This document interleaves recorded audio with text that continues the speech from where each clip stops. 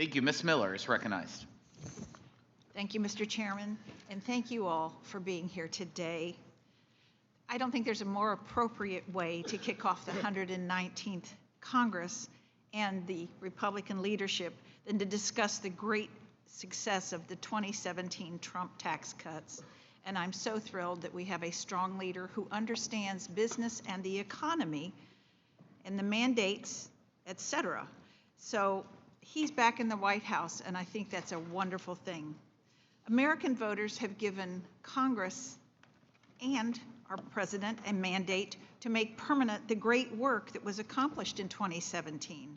And it's up to the members of this committee specifically to ensure that these policies are made permanent for our working class families and small businesses to thrive. I'm a West Virginian, and we know small business because 98.9% of our businesses in my home state are considered small businesses. The 199A small business deduction created in the tax cuts was transformational for the hardworking small business owners in my district. The small business deduction allows pass-through entities to receive tax rates comparable to larger corporations, allowing those small businesses to stay competitive and to reinvest in their employees and their community.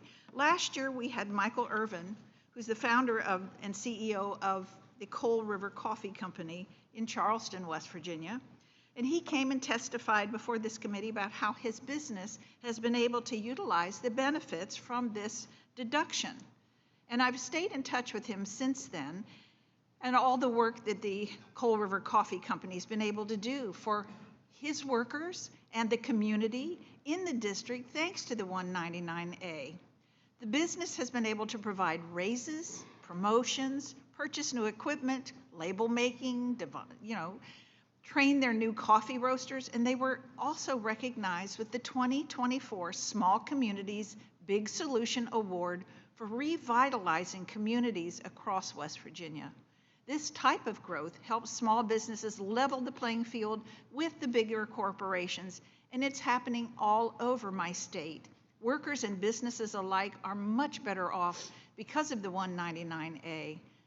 And I look forward to extending this policy as part of our efforts this next year. Not only does Congress have the opportunity to make permanent the 2017 tax cuts this year, but we also have the opportunity to provide additional relief for working class Americans that were harmed by President Biden's disastrous economic policies. One such policy was the 1099K reporting threshold.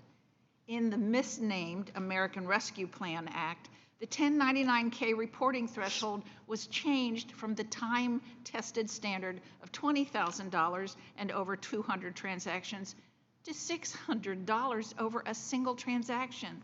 As a result, Americans using eBay or Etsy to sell or resell products or Venmo to collect rents are now considered small businesses and will be sent a 1099K form this upcoming tax year.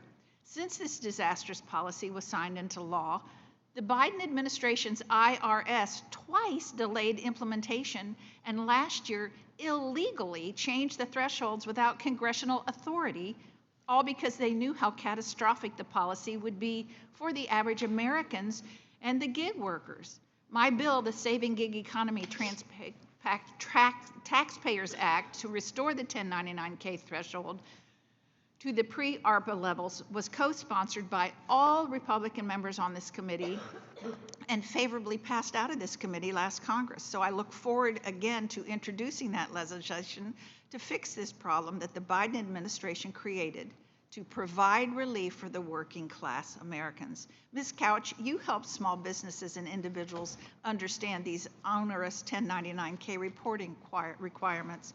Can you speak to how difficult it's been for taxpayers to understand that the new thresholds amidst the uncertainty from the Biden administration?